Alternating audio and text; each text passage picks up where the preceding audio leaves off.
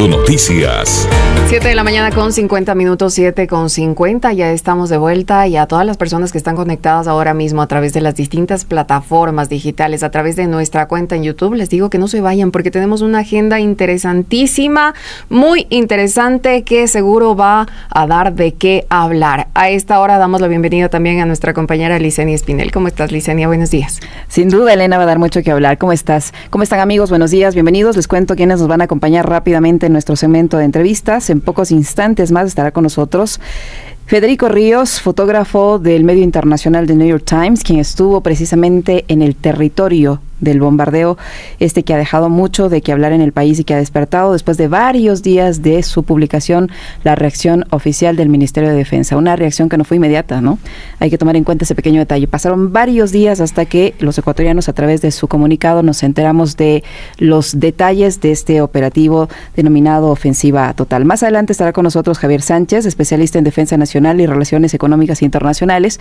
Con él hablaremos sobre el denominado Escudo de las Américas, la visita de Kristi Noem al Ecuador y las implicaciones en seguridad que esto conlleva. Más adelante, Jorge Llanes, dirigente del transporte urbano de Pichincha, con él conversaremos sobre el subsidio o la compensación, como lo quieran llamar, que recibe el sector de la transportación, que está próxima a extinguirse. ¿Qué medidas le queda ahora a la transportación que enfrenta el incremento del precio internacional del diésel y también una posible alza del pasaje que están solicitando? Estos son los temas que les proponemos para esta mañana, así es que les invitamos para que se queden con nosotros, y saludo rápidamente con nuestro primer invitado que ya se encuentra conectado. Federico Ríos, fotógrafo de New York Times, nos acompaña esta mañana. Federico, qué gusto tenerlo en nuestro espacio. Buenos días, bienvenido, gracias por participar en Punto Noticias de Radio Pichincha. Les saludamos Elena Rodríguez, quien le habla, Licenia Espinel. Yo decía en la introducción, finalmente ayer el Ministerio de la Defensa Nacional emitió un comunicado un poco para desvirtuar la publicación que The New York Times presentó hace varios días, en la que se habla de que el lugar del bombardeo en realidad es una finca de leche o una granja de leche, algo que en este medio también habíamos abordado con comuneros de la zona, con representantes de derechos humanos, y que coincidían casi en la totalidad con la investigación que ustedes han realizado. ¿Qué opinión le merece la respuesta que ha dado el Ministerio de la Defensa Nacional, un poco deslegitimando la publicación de New York Times y diciendo que esto forma parte de una cooperación con los Estados Unidos que ha dado resultados? Dice en ese comunicado que el lugar de donde se realizó el bombardeo era un lugar de entrenamiento, un lugar dedicado a actividades ilícitas. Ustedes estuvieron en el territorio. ¿Qué opinión le merece esta respuesta oficial de la defensa ecuatoriana?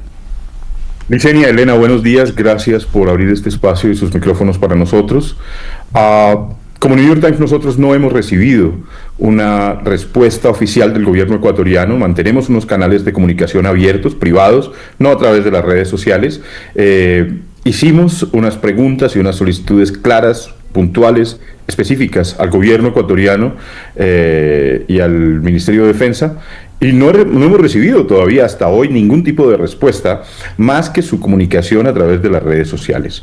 Nosotros hicimos una investigación en el terreno, estuvimos allí, hablamos con las personas, vimos lo que sucedió y publicamos los resultados de nuestra investigación, que son contundentes, y tengo que insistir en que no hemos recibido al día de hoy ningún tipo de comunicación ni de respuesta a las 12 preguntas que formulamos al gobierno ecuatoriano sobre esto. Federico, muy buenos días. Elena Rodríguez te saluda. Yo quisiera preguntarte precisamente eso. Uno de los principios básicos del periodismo es contrastar.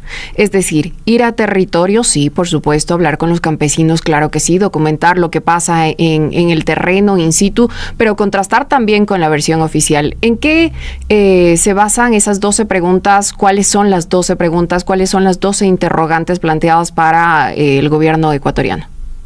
Hicimos preguntas relativas a esta investigación y solamente a esta investigación, y son preguntas que no han tenido respuesta, así que esperamos que el gobierno ecuatoriano en algún momento responda nuestras preguntas. Nosotros insistimos, mantenemos abiertos nuestros canales de comunicación con el gobierno ecuatoriano. Nosotros no estamos en contra ni a favor del gobierno ecuatoriano ni de ningún gobierno. Hacemos un ejercicio periodístico transparente, neutral y objetivo, y pues estamos a la espera de la respuesta a estas preguntas sobre el operativo, la participación de los Estados Unidos, qué sucedió con el bombardeo, esta bomba que accidentalmente cayó en territorio ecuatoriano, rebotó y luego terminó en territorio colombiano. Los antecedentes o la investigación que tienen sobre las personas que estuvieron capturadas, todo esto, o sea, realmente es un listado amplio de preguntas que trata de entender y desde el contraste de fuentes darle voz al gobierno ecuatoriano en el artículo, pero el gobierno no quiso responder o no ha tenido tiempo o están ocupados en este momento elaborando sus respuestas, de las que nosotros estamos atentos a recibir.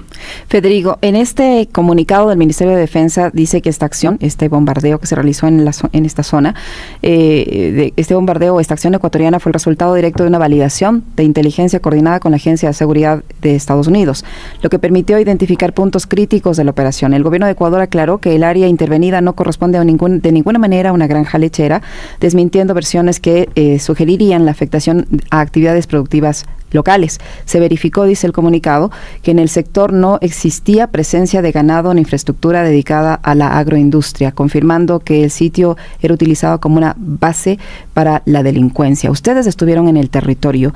¿Qué le hace pensar qué respuesta podríamos dar a esta parte del comunicado en el que el gobierno insiste en que en ese lugar funcionaba un sitio para actividades ilícitas y que respondió me imagino que su localización, su ubicación y el hecho de decidir bombardear en ese punto a un intercambio de inteligencia con la Agencia de Seguridad de los Estados Unidos? Ustedes estuvieron allí y han podido conversar con los propietarios de este terreno, con la gente que habita en esta zona. Cuéntenos un poco, por favor. Nosotros estuvimos en el terreno, vimos el lugar que quedó completamente destruido. Primero fue incendiado y luego explotado con tal vez unas bombas, no sabemos exactamente con qué. Hay un video en el que se observa dos objetos caer y una explosión de lo que los expertos han determinado que tal vez fue unas bombas que pusieron allí. Todo esto tiene un lapso. Primero hay una llegada de militares, un incendio, incendian el lugar, destruyen gran parte del lugar y 2 días más tarde regresan y hacen el bombardeo.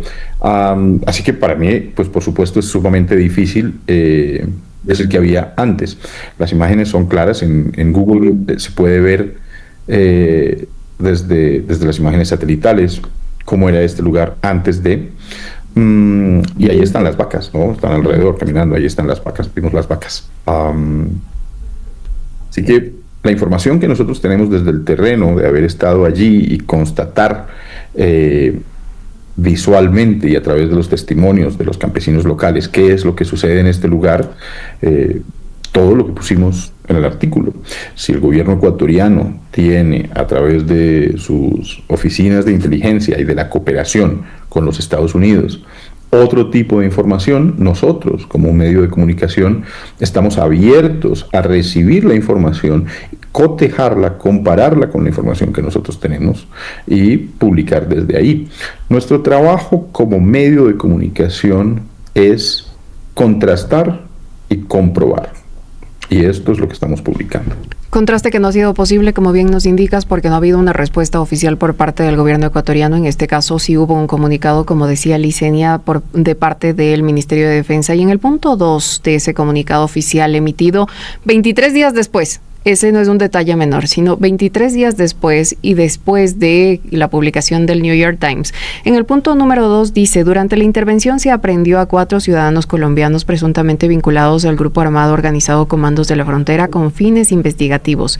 Esta acción fue resultado de información de inteligencia validada en cooperación con los Estados Unidos. ¿Qué dicen los campesinos de la zona? Nosotros hemos podido entrevistar también por ejemplo, el vicepresidente de la comunidad de San Martín, Vicente Garrido, y él nos indicaba y él decía, y lo pudimos evidenciar también y leer, contrastar con lo que publicaba el New York Times, de presuntos actos de tortura, presuntas agresiones, incluso disparos de quienes que se acercaban a ver qué estaba pasando. Es decir, los comuneros de la zona intentaban identificar qué estaba pasando y cuando los vieron les dispararon. Ese digamos, es el testimonio de quienes estaban allí. Hay el testimonio de personas aprehendidas, porque sabemos que fueron trasladados en un helicóptero por sus propios testimonios y luego llevados a una especie de destacamento militar y más tarde fueron liberados. Hay personas detenidas según la reportería que ustedes hicieron. Eso por un lado. Y por otro lado, desde el punto de vista del ejercicio periodístico, ¿cómo se define este tipo de coberturas desde el punto de vista editorial? ¿Los hallazgos que ustedes pudieron identificar contradicen esta versión oficial expresada en este comunicado? Vamos a ir segmentando esta respuesta por partes. Primero es que para nosotros es muy importante mantener un ojo en lo que está sucediendo en la región. El New York Times tiene oficinas en todo el mundo. Los Andes es una de las oficinas que funciona bastante bien. Tenemos una cobertura muy activa de toda la región y estamos siempre atentos a lo que pasa. No es tan fácil porque no somos un equipo enorme, pero estamos muy atentos a lo que sucede en toda la región de los Andes. Nosotros identificamos, eso me parece también importante decirlo, en ningún momento hemos querido posar o decir que fuimos los primeros en llegar y en digamos, publicar esta situación, porque no lo somos, y porque tampoco nos parece, digamos, interesante esta idea de ser los primeros. Al contrario, nosotros empezamos a enterarnos de esta situación por medios locales, por personas que están haciendo denuncias en redes sociales y por ONGs que están tratando de levantar la voz frente a lo que está sucediendo en este lugar. Después de que nosotros recogemos esa información y empezamos a hacer confirmaciones, parte del equipo de New York Times empieza también a tratar de establecer contacto con el gobierno ecuatoriano para obtener más contexto y mejores respuestas. Al final, lo que pasa es que sí hay un contraste. Hay un contraste entre lo que publica Pete Hegseth y el gobierno de los Estados Unidos en redes sociales, lo que publica el gobierno de Ecuador en redes sociales, y lo que nosotros estamos viendo como denuncias de individuos, de ONGs o de medios locales. Entonces, a partir de esto tenemos una información que decimos no corresponde. Cuando entendemos que la información no corresponde entre lo que están publicando las redes sociales del gobierno ecuatoriano y del gobierno de los Estados Unidos contra lo que están publicando ONGs locales, medios locales e individuos, profundizamos en la investigación y a partir de profundizar en la investigación nos damos cuenta que en efecto aquí hay una inconsistencia entre las dos versiones. Y lo que hacemos es ir al territorio, ir al terreno para comprobar en primera persona qué fue lo que sucedió. Entonces, llegamos al territorio, hablamos con los campesinos, hablamos con los líderes sociales, hablamos con las ONGs, hablamos con los medios locales y a partir de ellos es que estructuramos nuestro reportaje. Por supuesto, quisiéramos haber incluido la voz del gobierno ecuatoriano y habríamos querido también haber incluido la voz del gobierno de los Estados Unidos. A ambos hacemos las preguntas. Con ambos mantenemos canales de comunicación abiertos. Y de ahí lo que sucede es que nos enteramos que los campesinos se dicen a ellos mismos agricultores y campesinos, tienen unas vacas, hemos visto en el resto del territorio un pequeño cultivo de maíz, un pequeño cultivo de plátano. Aquí en donde vimos esta casa volada, también vimos que ahí cerca a unos pocos metros está el cobertizo en donde las vacas se ordeñan. Estábamos ahí parados a varios días después de la explosión y aún así el olor de la leche vinagre, porque era una cantidad considerable de leche, era un lugar en donde hacían los quesos, pues inunda el aire. Entonces pues va uno resolviendo periodísticamente también esto. Hablamos con las personas que estuvieron detenidas por el gobierno ecuatoriano, unas personas que nos pidieron que no fotografiáramos sus rostros y que no usáramos sus apellidos, y yo creo que ese es un acuerdo de confidencialidad importante desde el periodismo, porque nos solicitaron esto, porque temen por represalias, temen por su vida, pero hablamos con ellos y nos contaron justo lo que consignamos en el artículo, que estas personas fueron trasladadas en un helicóptero desde este lugar, que les preguntaron en dónde estaban las armas y en dónde estaban las drogas, que los ahogaron, que les pusieron electricidad, descargas eléctricas y los liberaron después. Y hasta este momento también lo que nos dijo la comunidad en el momento de hacer la reportería es que no había ninguna persona detenida. Entonces, ese es un detalle súper importante. No hay ninguna persona detenida según los comuneros. Es decir, a nosotros también nos dijo lo mismo Vicente Garrido, el vicepresidente de la comunidad. ¿Cómo fueron entonces, digamos, llevados a un destacamento militar, torturados, presuntamente torturados, según denuncias de los organismos de defensores de derechos humanos y sus propios testimonios, y luego liberados, sí están asociados con comandos de la frontera? Son interrogantes que tenemos que hacernos, que tenemos que plantearnos, y seguramente tú no tendrás una respuesta, sino tendrá que darla el propio gobierno, el Ministerio de Defensa, pero son interrogantes que quedan en el aire y que de alguna manera también desdicen del comunicado oficial emitido por el Ministerio de Defensa. Completamente de acuerdo. Federico, yo quiero añadir ahí algo más. Este reportaje, esta investigación que ha realizado el New York Times ha sido rechazada también por el ministro del Interior, John Rainbow. Él ha dicho que si pensamos que los lugares a atacar tienen letreros que digan finca de narcotraficantes o bienvenidos a la finca de comandos de la frontera, realmente hay un pequeño problema de entendimiento sobre cómo operan los grupos criminales. Así señaló el ministro del Interior, John Rainbow. El funcionario también aseguró que el armamento encontrado en el lugar y las personas que se encontraban allí muestran que no se trataban de civiles comunes, como sugiere The New York Times, sino de sujetos que portaban fusiles y otros elementos. Entre la evidencia que dice el Ministerio de Defensa Nacional que ha encontrado, habla de un fusil semiautomático y una alimentadora con 30 cartuchos. ¿Qué decir frente a esa exposición del ministro? Bueno, nosotros, insisto, hicimos unas preguntas al gobierno ecuatoriano a través de los canales abiertos de comunicación que mantenemos entre el New York Times y el gobierno del Ecuador, y no hemos recibido ningún tipo de respuesta. Así que no puedo decir más que eso. No tenemos una respuesta. Hay otra cosa además, Federico. Ayer la representante de Human Rights Watch, Juanita Geobertus, ha pedido que este caso amerita una investigación internacional de forma independiente. ¿Qué opinas tú de esa solicitud que ha hecho Juanita Geobertus, en el sentido de que este caso debe ser ya investigado de forma independiente por alguien que nos garantice absoluta transparencia de lo que ha ocurrido en la frontera norte? Pues yo siento que Human Rights Watch y Juanita Geobertus son una institución y una persona completamente respetables, y si desde la organización están solicitando una investigación independiente, me parece que sería sumamente interesante y tendría mis ojos y mis oídos bien abiertos a ver los resultados de la investigación. Yo creo que es una organización que respeto profundamente, en la que confío, y periodísticamente siento que sería muy importante estar atento y tal vez ver si hay un resultado de esta investigación que arroja. Uh-huh. Federico, desde tu experiencia en coberturas en conflicto o de conflicto, ¿qué señales indican que una operación fue desproporcionada, que una operación fue mal ejecutada? Eso por un lado. Y por otro lado, apelando nuevamente a tu experiencia, ¿estamos frente a un error operativo aislado o estamos frente a un patrón de construcción de relatos que busca justificar acciones militares?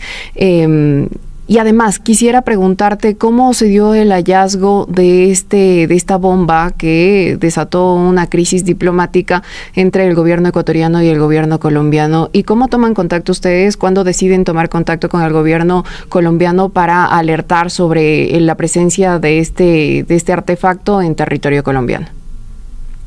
Bueno, cuando nosotros estamos en el territorio haciendo el reportaje sobre esta situación, hablando con los campesinos, visitando los diferentes lugares, porque además hubo 3 lugares destruidos. Esta finca lechera en la que había estas personas trabajando es solo uno de estos lugares. Otros 2 lugares que están un poco más al noroccidente, sobre el río San Miguel, en territorio ecuatoriano. Uno fue una casa que parece solamente fue quemada, y otro era una casa que estaba abandonada, según nos dijeron los campesinos de la zona, en la que cayeron unas bombas que dejaron un cráter bastante profundo. Si ustedes ven el artículo, en el artículo al final, la última imagen del artículo en el New York Times es parte de la comunidad rodeando la boca del cráter, en la que fácilmente cabrían 2 buses grandes. Un cráter enorme, varios metros de diámetro y de profundidad. Entonces, mientras estamos haciendo la reportería, trabajando ahí en el territorio y conversando con los campesinos, alguno de los campesinos nos indica, bueno, sí, y una de las bombas no detonó y cayó en el lado colombiano. A lo que nosotros, como periodistas, inmediatamente ponemos toda nuestra atención en esto, tratamos de conseguir más información, de entender si esto realmente sucedió o no sucedió, y por supuesto siempre dudando desde la perspectiva periodística, que es nuestra función, dudar y comprobar.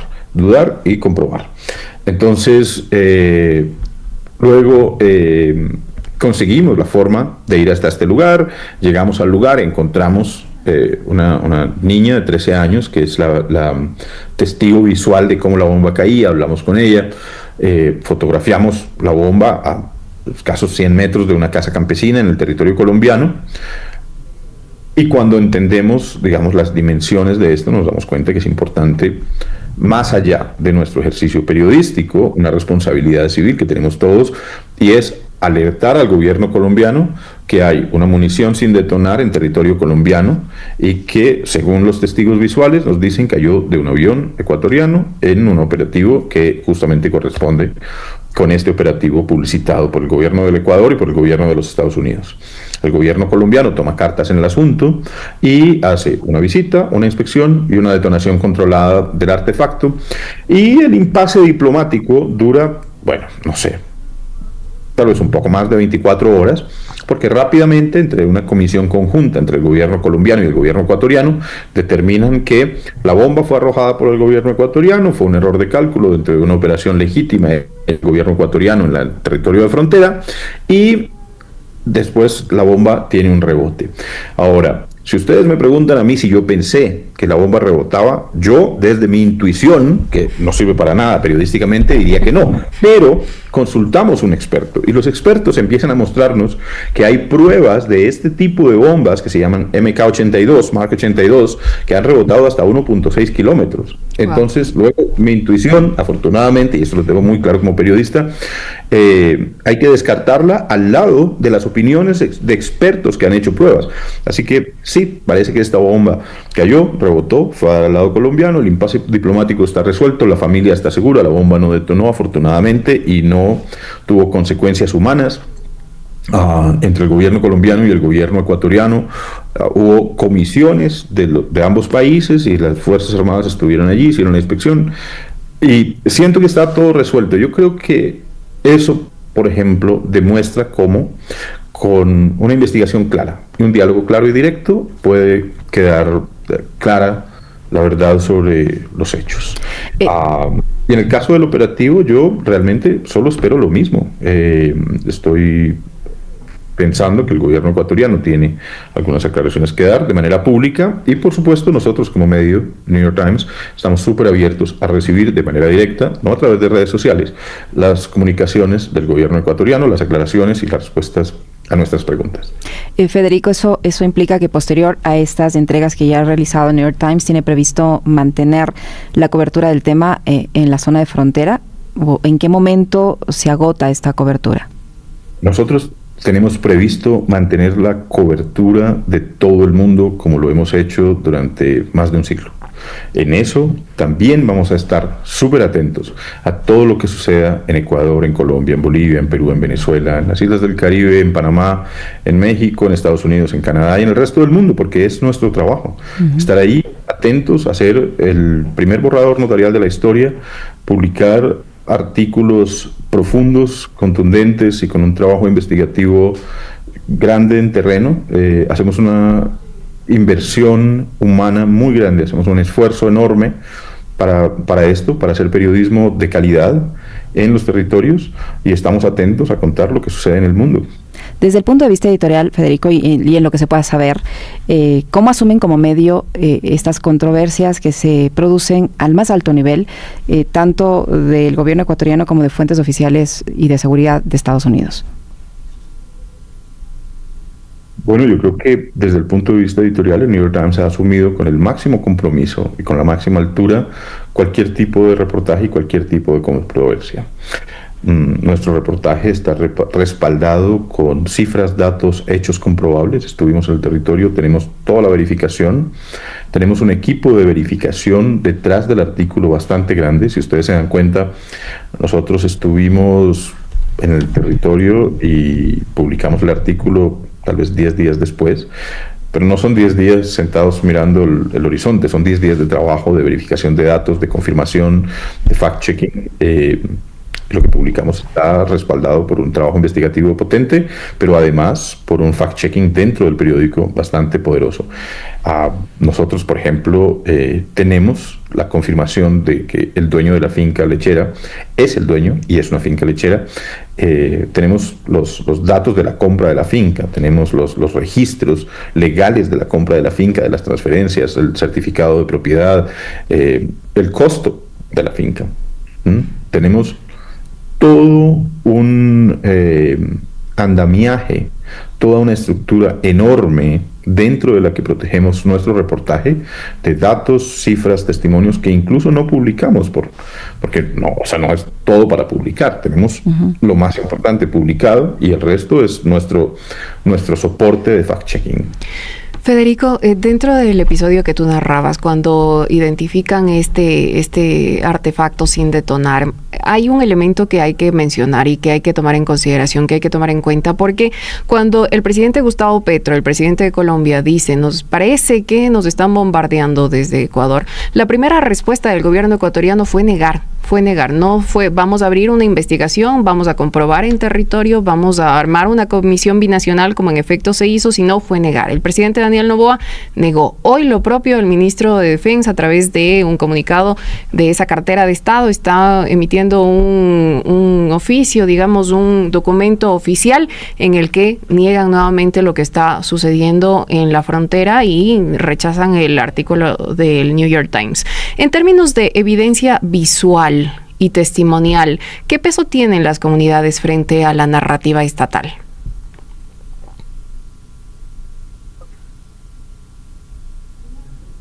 El ejercicio de comunicaciones del Estado, por supuesto,